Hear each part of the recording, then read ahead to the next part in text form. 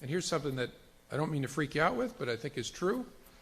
Even our memories are not absolutely private in America. Right? Any of us can be compelled, in appropriate circumstances, to say what we remember, what we saw. Even our communications with our spouses, with our clergy members, with our attorneys are not absolutely private in America. In appropriate circumstances, a judge can compel any one of us to testify in court about those very private communications. And there are really, really important constraints on law enforcement, as there should be. But the general principle is one we've always accepted in this country. There is no such thing as absolute privacy in America. There is no place in America outside of judicial reach. That's the bargain. And we made that bargain over 2 centuries ago to achieve 2 goals. To achieve the very, very important goal of privacy and to achieve the very important goal of security. Widespread default encryption changes that bargain. In my view, it shatters the bargain. Well, big day on Capitol Hill fireworks as FBI Director James Comey and NSA Director Mike Rogers testify under oath for the first time on alleged Russian meddling in the U.S. election, as well as President Trump's wiretapping claims. At times, it seemed like there were 2 hearings going on simultaneously. The left trying to tag the Trump team with some sort of collusion with Russia, and the GOP, rightly so, trying to get the name of the leaker who gave classified information, like the name of Michael Flynn, to the New York Times and Washington Post. Both sides seemed to land body blows, and it was very compelling TV. In fact, I was glued to the screen. I think we all might have been glued to the screen. But one of the big revelations, the FBI chief confirming to the House Intelligence Committee that his agency is investigating potential links between the Trump campaign and the Russian government. I have been authorized by the Department of Justice to confirm that the FBI, as part of our counterintelligence mission, is investigating the Russian government's efforts to interfere in the 2016 presidential election. And that includes investigating the nature of any links between individuals associated with the Trump campaign and the Russian government, and whether there was any coordination between the campaign and Russia's efforts. As with any counterintelligence investigation, this will also include an assessment of whether any crimes were committed. Comey also shot down Mr. Trump's charge that President Obama had wiretapped Trump Tower. With respect to the President's tweets about alleged wiretapping directed at him by the prior administration, I have no information that supports those tweets, and we have looked carefully inside the FBI. The Department of Justice has asked me to share with you that the answer is the same for the Department of Justice and all its components. And the White House responded to that. He said that there is no information to support the allegations that the President made against President Obama at this time. So is the President prepared to withdraw that accusation and apologize to the President? No, we started a hearing. It's still ongoing. And then, as Chairman Nunes mentioned, this is one in a series of hearings that will be happening. I think there's a lot of areas that still need to be covered. There's a lot of information that still needs to be discussed.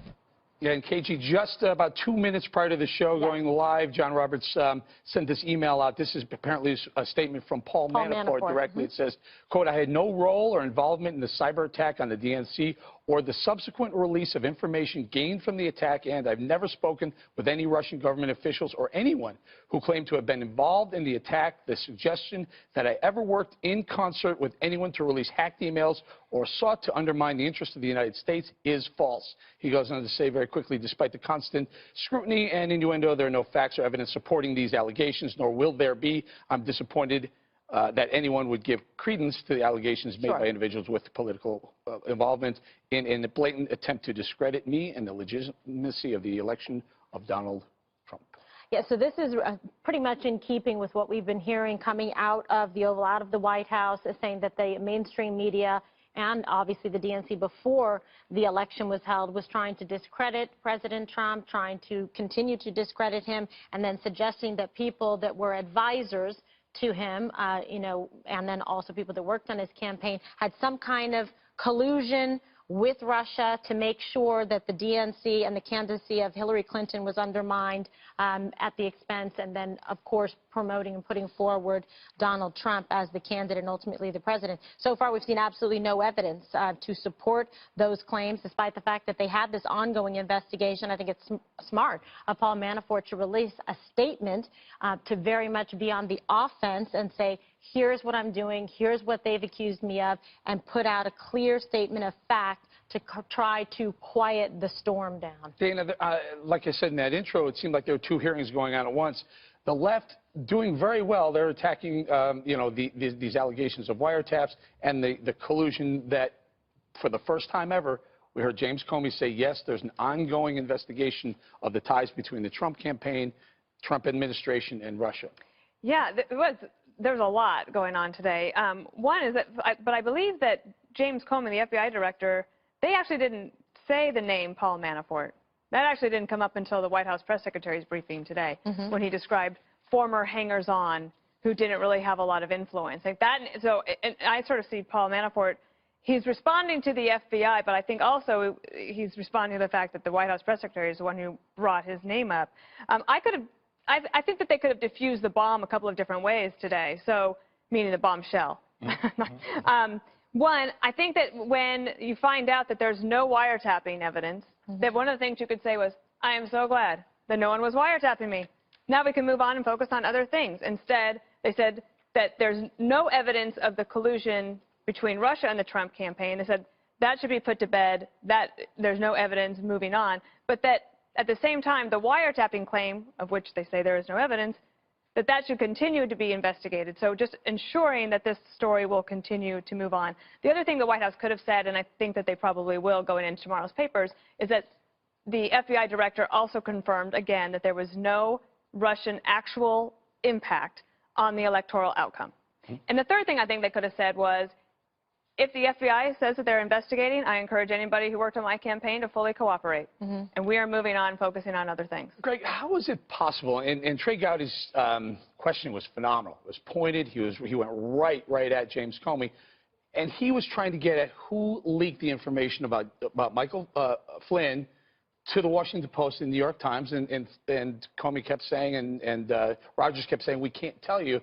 We're not allowed to tell you. But how is it possible that Flynn was being investigated, yet there was no surveillance of Trump Tower? I don't know. That's an excellent question, and that's why they're having an investigation. What you're seeing are you're seeing two sides with glaring clarity. One believes in talking about the collusion, the other one about the leaks. The leaks. It's a mirror battle. It's a mirror battle, and in my view, they cancel each other out. When I'm watching this, I'm just watching. It was like, to me, it was like watching a really dull ping pong game. And the thing is, what I don't understand is, you could. Schiff was arguing that if there's a change in relations with Russia, that is proof.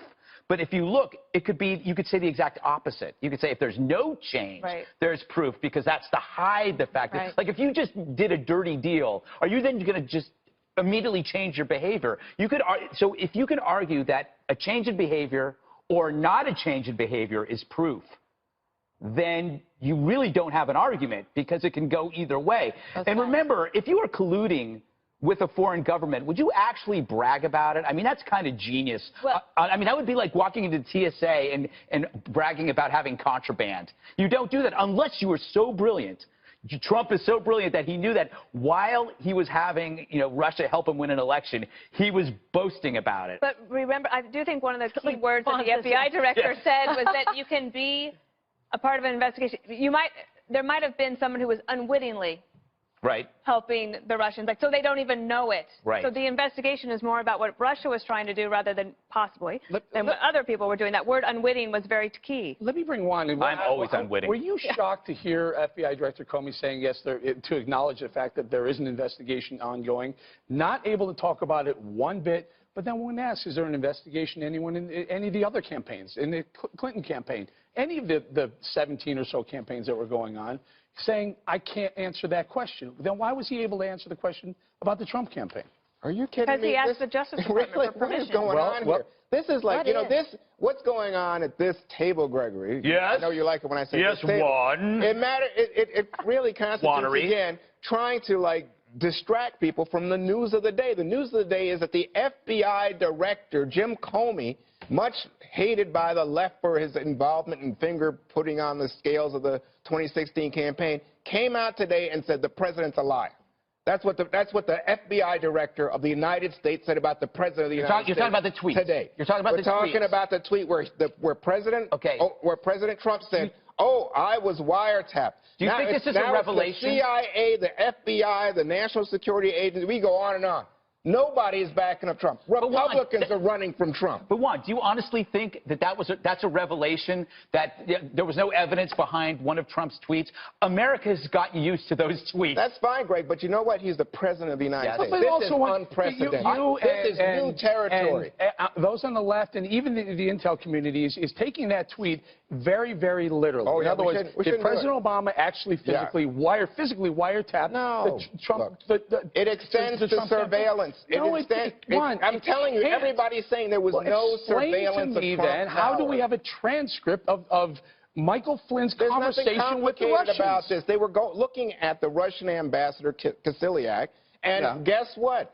He was talking to Michael Flynn. Where? And I don't know where, but that doesn't matter. Some of it had to be at Trump Tower. No, it doesn't. Oh, come on. Of course not. You're just looking for an excuse. You're trying to excuse Donald Trump. Listen, here's the other thing that came out today. You're talking about Roger Stone, Paul Manafort, Carter Page, Mike Flynn, Jeff Sessions, Jared Kushner. How many people in the Trump circle do you have to have dealing with the Russians before you say, you know, I'm a Republican, but I think something's wrong here? Did you hear the question? I can't remember who asked the question. It was very poignant. It said, how long have the Russians been trying to influence American elections? He asked both the NSA director and the FBI director, and both of them turned and said, for decades. Yeah, but it's been going on, as Dana aptly points out. Even though they've tried to, they didn't interfere. They didn't change the outcome of anything. They certainly did change because they didn't have an unwitting player to help them. I mean, maybe that is one of the reasons. And maybe it's a ghost of Ted Kennedy. It's the ghost of Ted Kennedy. Remember, he tried to block Reagan by going to the KGB. We're so glad you cleared this up. Well, I'm pointing out the hypocrisy. Finally, the left cares about the Russians. Back during the Cold War, they didn't give a damn.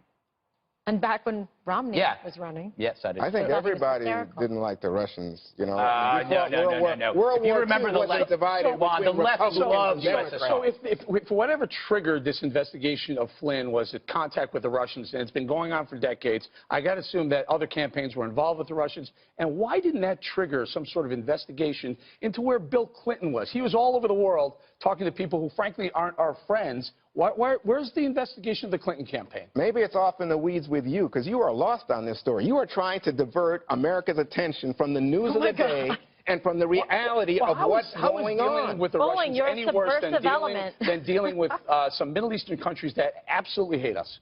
How is that possible? Where he gave speeches. He was making money giving speeches to these countries. He was dealing with... No, Bill Clinton was dealing with this. Because I think Flynn is the one who's been making money from the Russians, from the Turkish. Information. Does anybody care about that? The fact of the matter that they revealed are you kidding? There not leaks in Washington? Leaks? No, but okay, but Juan, you can't. Okay, let's replace the Russians with ISIS. Okay. Just so that everybody is clear about how serious both charges are. Yeah. If ISIS was colluding in our elections, we'd be freaking out at Fox.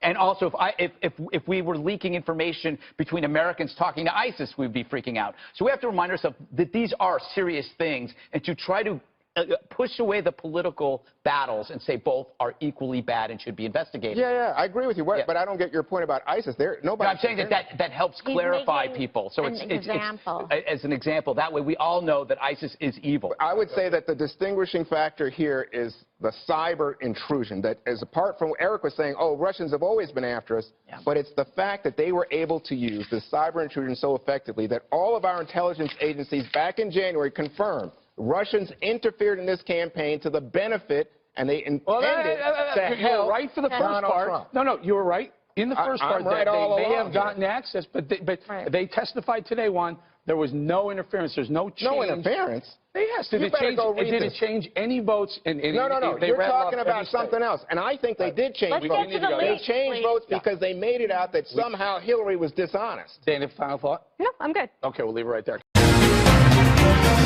Good evening. Welcome to Tucker Carlson Tonight. I'm Ed Henry filling in tonight. Tucker will be back tomorrow, and let me tease that you will get to see a bit of him later tonight. For now, I'm practicing my Tucker face, or the Tuck look, as viewers like to call it. But first, President Trump's critics said his wall could never work. Well, the wall hasn't even been built yet, but the mere talk of one may be having a big impact already. A new report says that illegal crossings at the Mexican border dropped, big league, as the president might say, during his first month in office. In 60 seconds, we'll debate someone who doesn't think the president really deserves credit. But right now, we go live to our own Trace Gallagher, who's crunching the illegal border crossing numbers. Good to see you, Trace. Good to see you, Ed. The Department of Homeland Security says the 40% drop in the number of illegal immigrants trying to cross the border in February is even more remarkable when you consider that historically, border crossings in February rise by up to 20%. Look at the actual numbers here. In January, 31,578 people were apprehended trying to cross the southern border. In February, it dropped to 18,762. That is the lowest monthly total in at least 5 years. And it also appears there was an all-out rush to get into the U.S. before Donald Trump's executive orders on immigration. Because in the 3 months prior to the inauguration, border agents apprehended 157,000 illegal immigrants. That's up 35% from the previous year. Then, as soon as Trump took office, apprehensions plummeted. Customs and Border Protection says this is good news for those who did not try to cross the border because they didn't put themselves and their families at risk of, quote, exploitation, assault, and injury by human traffickers and the physical dangers of the treacherous journey north. Human traffickers, by the way, have increased their fees more than 100% in just the past 14 months. Ed. Trace, thank you. We'll see you later this hour. So it's only 1 month, but it appears that illegal immigration dropped. So why is our first guest so reluctant to give President Trump some credit? Alex Nowrasteh is an immigration policy analyst for the Cato Institute, a libertarian think tank. He joins us live. So repeat after me. Some good news. It is some news. The president. You said some news. Some good news. It's some news. I mean, it's good and bad. We don't. It's illegal immigration went down. Yeah, but it might be for various reasons that are good or bad. It could be that the economy is not attracting them enough, which is bad news for the American economy. But less illegals are coming to America. Right. Yeah. Good news. Sure. Okay, yeah, absolutely. Good. But it depends why it's going on. Is it going on because we've spent a lot more money at the border over the last couple decades and we're wasting a lot of money on more border bureaucrats? Or has it gone down because the U.S. economy isn't attracting them anymore? That could be bad. So let's get to that. So before the inaugural, as you heard Trace report, fair and balanced, he had the facts. Before the inauguration of Donald Trump, there was a surge of people trying to get across the border, illegals trying to get to America. They were afraid of Donald Trump building the wall and his rhetoric, right? There was also a surge prior to the election going on in the first place. Remember the numbers? Well, the numbers throughout 2016 were above those of 2015, and the numbers in 2015 okay. We'll were get to those. I promise I'll let you make all those points. Let's just talk about the actual question I asked you. Yeah. Before the inaugural, there was a surge in illegals trying to get across the border before Donald Trump took office. True? Yes, that's true. Okay, so they were afraid that he was actually going to crack down on it. Well, as I said, the surge I'll let you go back to 2015, but let's talk about the reality. Before the election even occurred, and it continued after the election occurred. But again, I just want to establish. Trying to say that it's attributable entirely to Donald Trump, I think is ignoring the fact. I didn't say entirely. I said it was good news that illegal immigration has started to drop. Yeah, and I agree with you about that, of course. Okay, and so fast forward month one of the Trump administration, all of a sudden, Trace says, in terms of apprehensions at the border, it's the lowest total in 5 years. It's actually the lowest total in 17 years when you take a look at the months going back to the year 2000. It is, of course, only 1 month, and it's been 1 month since the president. And it can change, because you're right about that point. Well, yeah, 1 month. It's only 1 month. But in 1 month, you're saying it's even better than Trace said. You're saying that it's the lowest total of apprehensions at the border, meaning less people trying to cross, getting caught trying to cross, in 17 years. So that's good news. It is. Recall, of course, during Donald Trump's policy starting to work? Not necessarily. He hasn't really had much time. It's a lot of rhetoric. There was an increase in the number of illegals coming across before he came in. So we'll see how that average shakes up over the period of time. A lot of people realize that I think that President Trump's bark is worse than his bite, and I think we're going to see the numbers increase going forward. But maybe his bark is actually having an impact. It might, but a lot of the big decreases in the decrease in the number of asylum seekers from Central and South America, mainly children and women who are trying to seek asylum who are counted as apprehended. And if they're being turned away, then there's a lot of other problems. We don't know for sure. You're saying well, no. You can take a look at the numbers when you dig into the numbers of people who are apprehended. It has unaccompanied alien children and the family units listed there. And there's a much bigger drop in those individuals than there are in adults who are coming by themselves. But here's my problem with your approach. I went back and looked at what you said during the presidential transition before we got these numbers. And it seems that you're so anti-Trump that you wouldn't. Here's what you said in November. You said to the Associated Press Television, quote, he's doubling down on all of his anti-immigrant positions. Let's stop there. He's not against legal immigration. Did you not read his position paper? He's not against legal immigration. In his position paper, he said he wanted to cut the number of green cards down to 0 until unemployment is 0 in the United States. And if you take a look at his other positions against the H-1B visa... He might want to bring that down, but then he wants legal immigrants to come in. Let me finish. If you follow through all of the positions that he wants to take in his position paper to cut legal immigration by 63%. I'm just saying, why not be accurate and say his anti-illegal immigration Because he wants to cut legal immigration by 63%. Maybe in the short term, but if President Trump said he wanted to cut legal gun ownership by 63%, you'd say he was anti-gun, which I would say too. So if he wants to cut legal immigration by 63%, I think it's fair to say that he's anti-immigration. The next sentence you said to the Associated Press is, quote, this is in November, he wants to massively increase immigration enforcement at the border. Yes. Okay, and we've got the quote up there. What's wrong with increasing enforcement at the border of our existing laws? Because of a lot cheaper and easier ways to get enforcement with the laws that doesn't require hiring 5,000 more border agents. Such as what President Eisenhower did in the 1950s of increasing the number of temporary short-term guest worker visas to channel these people into the legal market so we can check them out. You're telling me that we haven't improved the system since Eisenhower to come up with a way to better use Border Patrol agents, though, if you actually send them to the border? Oh, in terms of the enforcement ability of the U.S. government on the border, it is a lot better than it used to be, but there's also 20 times as many as there were during Eisenhower's administration, and we're not getting much. But you said in November, he wants, as if it was a bad thing, he wants to massively increase immigration enforcement at the border. So it looks like it's actually working. He wanted to do that. You said it was a horrible thing in November, and the numbers are coming down. As you said, he hasn't done it yet. He hasn't had the ability to increase the border He's just started. He's talked about it. He's sending people there. You can't say that he's done it and that he hasn't done it yet. You said in November this is a horrible thing. It is a bad thing. How is it a bad thing if illegal immigration is now going down? We could get the same results much cheaper by not hiring more government employees and unionized government employees and taking 1,000 miles of private property along the border through eminent domain to build a wall, by increasing legal short-term temporary migration to allow people to come through the legal market. It's about deregulating the economy. So now you're That's what Eisenhower did, and that's what worked. But again, a lot has changed since Eisenhower. But nonetheless, if your issue is really cost and you want to save government money now all of a sudden. Okay, so all of a sudden, excuse me, I'm a libertarian. I work at a libertarian think tank. We are very much concerned with decreasing the size of government. So you do want to decrease the size of the government? Across the board, including the massive and bloated immigration bureaucracy that clogs the border. So if cost is the issue, I'm just confused about why you are against the idea that, like, Donald Trump hasn't even built the wall. He's talked about it. And illegal immigration is coming down without spending a dime on the wall. That's one of the best things about it, but... So that's a good thing. Yeah, his talk... So why are you criticizing basically his entire approach when you say part of your deal is to decrease the cost of and the size and cost of government without even building a single plank in the wall? Illegal immigration appears to be coming down. For 1 month. He hasn't spent a penny on that. For 1 month, and we're going to see what happens going forward. As you said in the beginning of this segment, we're going to see what happens after this month. But he says he wants to spend tens of billions of more dollars and you're right, it's 1 month. Immigration. It went down 40%. It didn't go down 5% or 6%. It went down 40%. There are almost 12 million illegal immigrants in the United States currently. 70% are entering legally and overstaying. This is a drop in the bucket. And let's not forget that during Barack Obama's administration, the number of illegal immigrants entering each year had dropped by over 67%. And it was the first administration in history where the number of illegal immigrants at the end of it was the same as the beginning. All right, Alex, we'll have to have you back when we get the second month statistics to see if it's still going down. We'll see. I hope we're going to have a lot more than a few more months to check it out. We made progress because you said it is good news that illegal immigration is down. You didn't say it initially, but you eventually got there. Well, no, it's good news, but it also depends why it's happening. Is it because the U.S. economy is about to enter a recession, or is it because we're spending a lot more money on the border, or is it because we have a windbag in office who says a lot of nonsense? Wait a second, a windbag? How do you just take a cheap shot like that?